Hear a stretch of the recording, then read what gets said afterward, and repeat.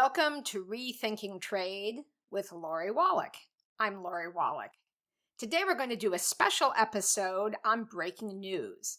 You may have seen in the newspaper or heard on television or on the radio that the administration has done something on a trade issue called de minimis. Even though the term de minimis means not a big deal, this actually is a big deal. But it's a little confusing to understand what just happened. So let me step back. De minimis comes out of a 1930 trade law, and it's the policy that if you come in from another country on a plane and you have some souvenirs and you get that card up to X amount of money, you don't have to do the customs filing, you don't have to pay a tariff, you can just bring the stuff back. Or a low-value gift gets sent to you from overseas. That's what it was used for decades. And then in 1994, some regulations get written for it that have to do with catalogs, like what happens if your Sears catalog order gets fulfilled from Canada. And the way they wrote that, it basically said the importer of record could be the person who's the consumer. And what that meant is, under de minimis, an individual each day can import a certain amount of stuff at a level of threshold set by Congress, which can be sent in from people over whom the U.S. government has no authority. There's no one to hold accountable. The information can be faked. They don't have to provide much information. None of it's inspected, and they're dodging taxes and tariffs. You can bring up to $800 of stuff each person each day. So if the consumer is the person who is the importer, that means that these online companies, some of which like Temu and Shein were created only to exploit this loophole, those guys who send literally billions of dollars of stuff every week never hit the $800 cap because you are the $800 person it's being counted against.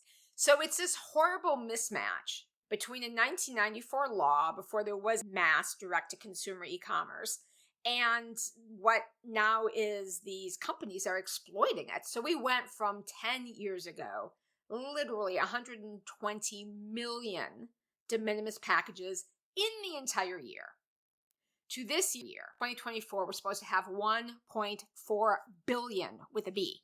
That means something like 4 million low-value packages coming in directly every day, mainly from China.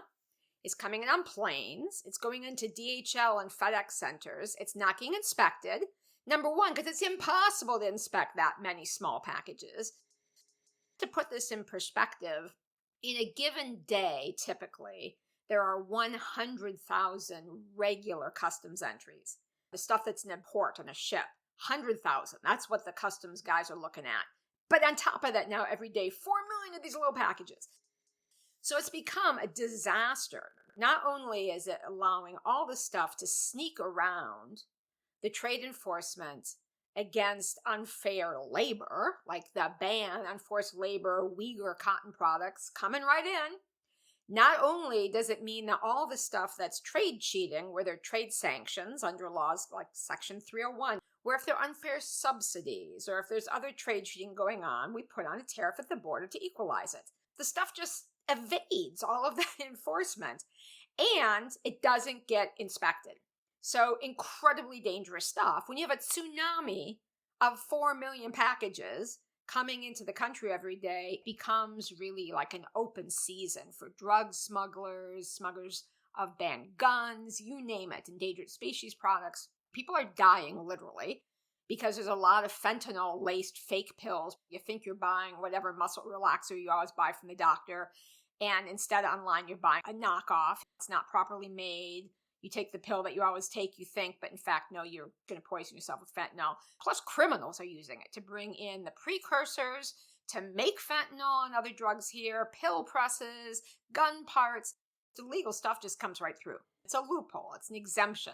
Normally, under customs law, something comes into a port, it gets inspected, you have to write down what the hell it is.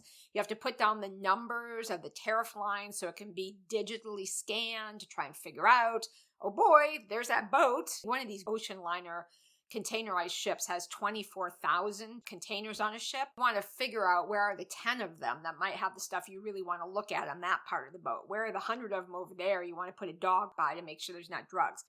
On top of all the health and safety threats, it's costing American jobs. It's shutting down companies that pivoted on a dime during COVID and quickly retooled to make masks and to make the surgical gowns that kept us safe. 19 of those plants have gone under just in the last couple of months because there's a flood of this stuff that's forced labor that shouldn't get in, that's dodging. Oh, it also dodges all taxes. So these plants are being crushed by this unfair stuff. And so people are losing their jobs. And even at this point, retailers are getting flattened. If you see smaller stores in your town going under, if they survived the Walmart and the Kmart invasion, now they're getting de minimis flattened. So with all of this mess, Congress came up with a bill that would basically make de minimis stuff get shipped the normal way in those kind of ports on container ships. It's not like you're not going to get the less expensive clothes. It's just it's got to come in a way where all this dangerous stuff isn't happening, and obviously the stuff that's banned is not coming in. The Republicans in Congress block it for 2 years. So last week, there was a letter sent by 126 House Democrats, a very diverse set of them, saying, all right, Mr. President, we have done our damnedest to try and pass laws against this very dangerous thing. Mr. President, you have enormous discretion under this statute that created this thing in 1930 to determine what kinds of categories of goods should and should not get this exception and what should go the normal import route. And they called on the president to not allow de minimis for any commercial goods. Because this was never for commercial trade. This was supposed to be for coming in from a vacation. That letter was pretty stunning, got a lot of notice and attention, and then all of a sudden jumped to Friday the 13th. The good news is that the president basically said, all right, there's a problem here. What they said they're going to do is a notice of proposed rulemaking. And they're going to do it on 2 things. Number 1, they're going to make a new regulation that says you can't bring in under de minimis products that are subject to certain trade cheating laws, like that Section 301, Section 201, and Section 232. And that's all fine and good, but that is not the real full fix. It's a step in the right direction. It would cut down some of the volume, but it would still be a lot of stuff. And it's obviously not what the members of Congress asked for. The members of Congress said, let's just end the abuse. Let's not allow it for commercial.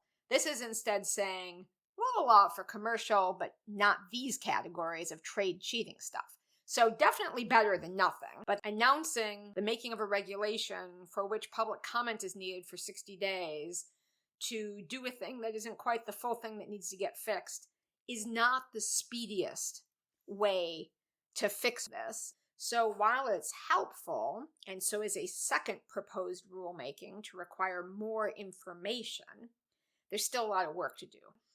And by the way, different countries have tried different versions. The European Union, after 4 years of different experiments, is announced they're going to close down de minimis 100% and just end the policy in 2025.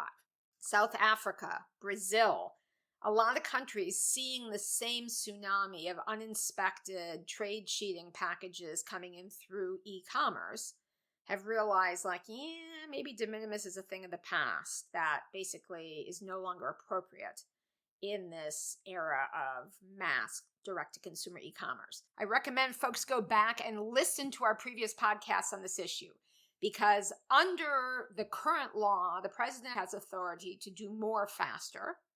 I'm going to keep working to try and get them to do more on the executive branch side.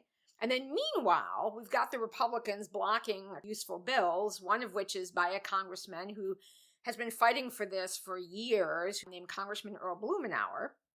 And his bill, which also has a Senate companion and is Republican, not just Democratic sponsors, his bill would end de minimis for all goods coming from China. That's an easier thing to enforce than to try and find the numerous needles in the haystacks of the goods that actually violate those various trade laws. Now, no one's giving up and trying to get this bill passed in this Congress. Congress will come back after the election for a lame duck session because they're only around for a couple more weeks now. Highly recommend that you look at the Congress people's letter and that you watch the news conference. There were amazing people involved, people who represent families who've lost loved ones to fentanyl, police and customs inspector representatives, people from industry, members of Congress. And you can find all of that in our website, www.rethinktrade.org. That's rethinktrade.org. In the interim, tell your kids, your friends, your neighbors, your colleagues, do not trust the stuff that they buy online. If there's anything about it that could be risky to your health or safety, assume it's dangerous fake. It looks a lot of it like it's the real thing. The stories I have heard working on this issue are horrifying. People buying medicine they thought was legit that came in this way from China and ended up literally killing family members. People who bought bike helmets that look exactly like the excellent brain buckets every kid ought to have on their head. And in fact, it was like made out of paper mache. High-end batteries for scooters and electric bikes that were knockoffs that like burned down the house. It's just crazy that this much stuff every day comes in through this loophole uninspected.